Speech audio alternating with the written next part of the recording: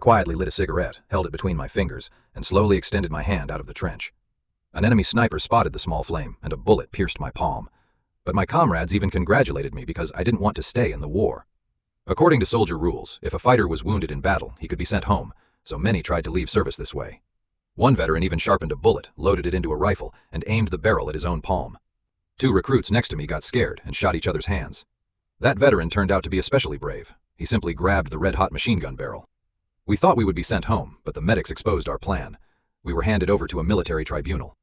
In the end, 5 of us were declared deserters and forced out of the trench, left to survive however we could. The first soldier immediately raised a white flag and began begging the Germans not to shoot. His comrade couldn't stand it, picked up his rifle, and shot him. The second one was braver. He sang the Marseillaise right on the battlefield and was instantly struck down by a bullet.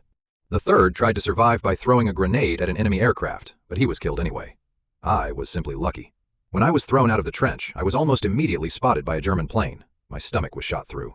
Fortunately, I was found by the same veteran who had also been declared a deserter. He saved my life, carried me on his shoulders, and brought me to a field hospital. But then, another disaster struck. German artillery hit the hospital, and the veteran saw in horror that a shell was stuck on the roof. A nurse accidentally activated the hydrogen airship mechanism, and it slowly drifted straight toward the shell.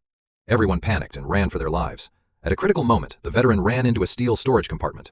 He hid in a pile of rubber fabric, and at that moment, the airship touched the shell and pressed the detonator. A second later, the hydrogen ignited. A massive explosion instantly destroyed the hospital, but we survived.